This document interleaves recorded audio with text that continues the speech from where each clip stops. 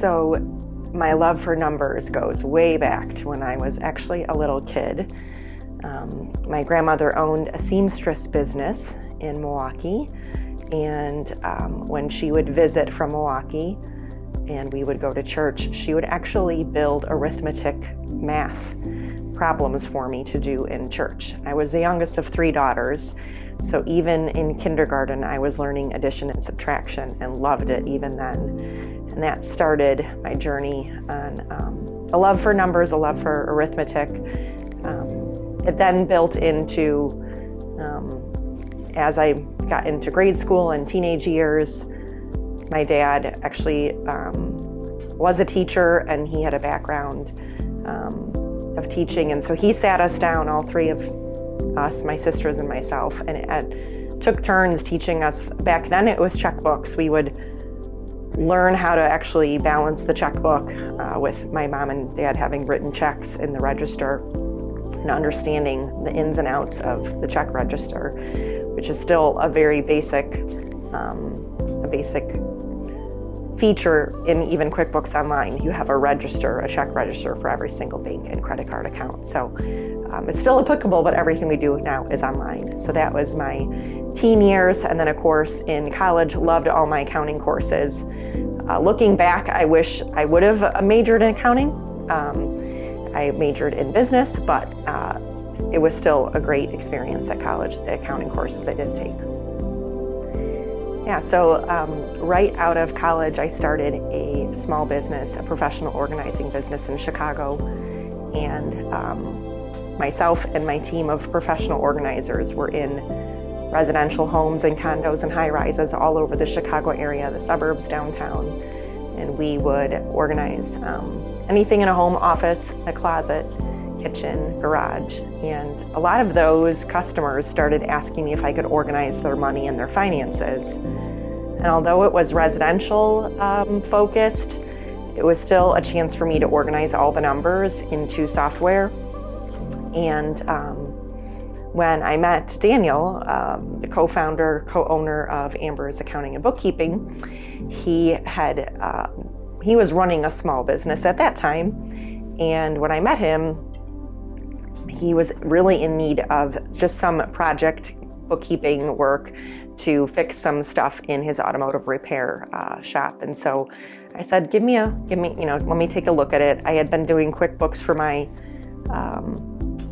organizing business in Chicago all those years. It was about 15 years worth of organizing data at that point. So I said, let me take a look at your automotive repair shop numbers. And I did. I got in there and cleaned about 3 years worth of cost of goods sold and invoices. And they had software that, of course, hooked up to QuickBooks at that point that we had to reconcile from the franchise, and then all of his expenses. And I remember in the end, it was quite the epiphany. We gave all the clean reports and numbers those 3 years that I had fixed to the local CPA in this very small town up in northern Wisconsin. And the CPA gave me such a compliment, and it boosted my confidence. And she said, the reports and the books are super clean, super organized. I'm really impressed. And so that really kind of sparked the interest of why not do this for other small businesses. And that confidence grew at that point, thinking, okay, I can do this. And of course, my then boyfriend, now husband, Daniel, said, you should be doing this full time or grow this business, because you never know what the future would hold. And as you go into retirement age later on in life, will you really want to be organizing closets and kitchens and garages and stuff like that? So that sparked the new adventure with bookkeeping and accounting. And little did we both know that, I want to say 5 years later, COVID hit. And so it really helped launch a virtual business prior to COVID without even knowing COVID was coming, where we would be mostly at home and I wouldn't be able to work in residential homes as much as, pre-pandemic. So that's the start of the story. I think my personal values growing up, we were always taught to live within your means, to not have debt. My parents were not into credit cards growing up. We had to get jobs at an early age. We, I would say, were not even middle class. We were lower class, and at times we were eating powdered milk or Spam for dinner. And so my upbringing was very frugal, very conservative. And my parents taught me that just to, we're going to live within what God gave us. We're going to not go into debt and not use credit cards and work hard. And so my first job, I was 12 years old getting a job so I could pay for my own clothes, my own shoes, going into teens, going into high school. At 14, I wanted to be cool or buy my own clothes. And so it was powerful lessons learned early on to work hard, show up for work, make your own money, use it wisely. We were also taught just the power of saving some of it, spending some of it, and then giving some of it, right? So even as adults, we want to use our finances, use our business money to spend money on the business. We want to save some of that business income for taxes and for rainy days when we need that extra income, or if we have a slow month, we need that extra savings to sustain us or float us. And then we also want to give and be generous. And so those values of no debt and dispersing your money wisely and using it in different facets came early on, and I'm grateful for my parents for that. I think a turning point for this accounting and bookkeeping business, it was launched in 2016, and a big turning point in 2020 was when Daniel joined forces to both of us work remotely and virtually, and we decided to expand and grow and really scale the accounting bookkeeping business. At that time, he was brewing beer at a brewery and loved it. And, COVID changed life for all of us. And this was the trajectory to get him to join in and help me grow the business. I was all alone trying to, start a business, grow a business, sustain it. And he really gave new insight and a jolt of new energy at the end of 2020. And so going into 2021, it was two of us working with marketing and sales and with client work. And that was a big turning point in the accounting and bookkeeping business, because that was 2016 and now we're in 2025. So that's a solid 9 years, and that was a pivotal turning point in that business. I think having been business owners prior to this accounting and bookkeeping company has given Daniel and I the passion to want to help other business owners. When he was running a painting business in the 90s and then this automotive repair shop business later in life after that painting business, and then myself with the organizing business first, we know the struggles of business owners. We're overwhelmed, you're tired, you're doing all hats, a lot is going on, and so this is a practical way we can bring value and bring help and give back time to business owners, and we really believe it's an arm and a leg we're giving that business owner and giving them support in their day-to-day work and their month-to-month finances, and giving them the feedback and confidence around their numbers that they need to grow. And we make decisions based on our numbers, and we want the same for our customers. We don't want them just to wing it or randomly hire people or randomly move to different leasehold buildings or change their rent. We want them to make informed decisions, like, can I really afford that? Should I really do that? What can I spend on raises or new hires, and where should I cut my spending, and how much is my debt costing me? There's so much that I could go on and on about, but that's the help we infuse into the small business, and we love it. I think in these last 5 years, we've seen a real turn to this virtual world, right? So we've seen online storage, more and more of that. We've seen online platforms with sharing documents. We've seen AI. We've seen more QuickBooks Online has just really taken off in these last 5 to 6 years. I know it's been around longer than that, but in this last 5 or 6 years, customers need that support to go onto this virtual platform. So because we're on that cutting edge of working virtually and helping people from a virtual financial standpoint, we take the customers that are maybe hesitant or don't know to get away from the paperwork, the desk, the filing cabinet, and really get that into an efficient, productive online platform for their accounting and bookkeeping. And that trickles down into the other areas of their business, like billing and invoicing customers and paying their own bills online in efficient and productive ways. And how would they store reports and store documents? It all ends up being more efficient in the end, and all virtual and all online. And so we've taken several businesses from paper to the online world, and that's really rewarding, and they love it and they get jazzed about it, and the efficiency factor just skyrockets. Yeah, so CFO and financial advisory services really is all custom. So what one customer needs to know is different from the next customer. So first off, we need to figure out what's important to that specific customer. Is it how much a lead costs? How far did their marketing dollars go? Is it how much does a project cost and the margin on that project if we're tracking by project? Or it could be how much does the ingredients of a beer cost, the profit on one single beer. So there's a lot of different advisory services or different data that we can analyze and dig deep in based on their reports to give them just what they're looking for. And so yes, we have overarching advisory on budgets and cash flow and reporting and project tracking and job costing, but in the end, we want to make sure that it's custom for each customer. So it's really rewarding when we can give them data and information and the story behind their numbers for a business owner to confidently make a decision. So to confidently say, okay, I'm going to reduce that cost that it takes to get a new customer, and I'm going to work hard at being more effective and efficient with my marketing dollars, or whatever they're looking to change or modify or get more efficient at and better at in their business.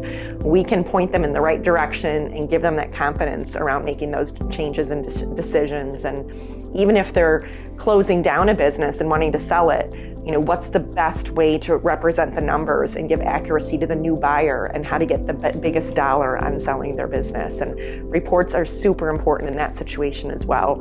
So just equipping the business owner around whatever they're needing at that time in that stage of business. That's a great question. We have a really thorough onboarding process where we have an organized checklist and system to onboard all the details into our workflows and our system to ensure we don't miss a beat for the customer. And so they right off the bat are seeing our systems and efficiency and productivity as we gather that data, get everything T's crossed, I's dotted, and we move forward in that.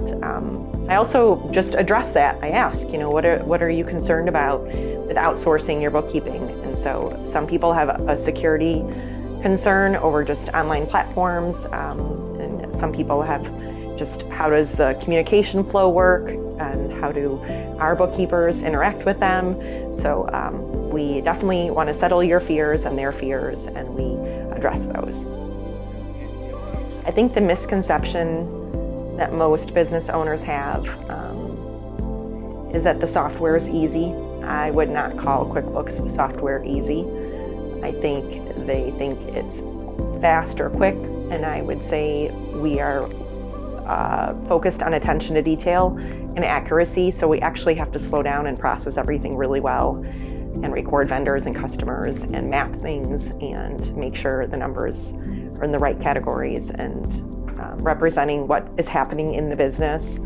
And it is so much more than just recording what's in the bank feed of what's in QuickBooks. It's a lot more than that, and that's the misnomer that all it is I can do that, or my 12-year-old could do that. It's actually more intuitive and have to process where to place things. It's more accounting focused, not just bookkeeping focused. It's more than data entry, it's accounting. I think business owners are human, so divorce happens, cancer happens, a death happens, a move happens, and so we can't separate out our humanness or the personal stuff that's happening behind the scenes of a business owner.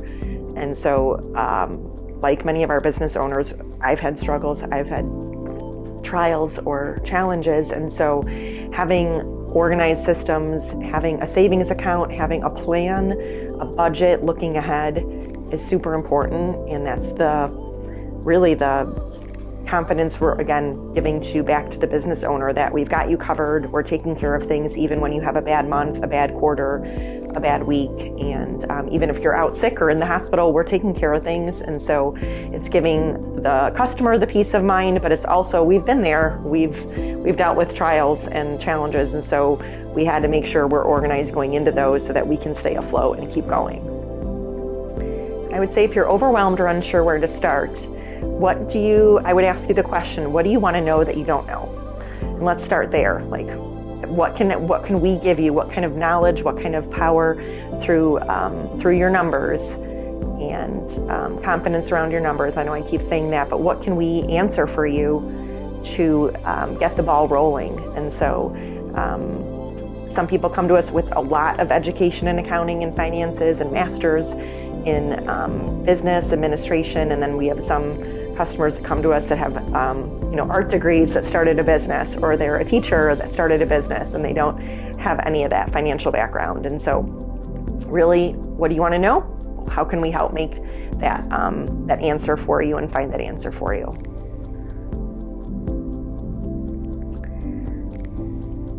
I think naturally I have a curiosity to read, to keep my QuickBooks certification updated every year.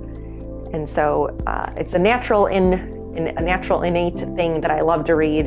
Again, parents that would read to us took us to the library every weekend growing up. And so it's something that was ingrained in us as kids, but then taken into college, and the value of all of my business classes. My favorite was an entrepreneur class. And I remember thinking, this is ridiculous. I'm never going to be an entrepreneur, or I won't ever own a small business, but I had to fill some credit hours. But it ended up being the most valuable in my life that I took that class on a whim.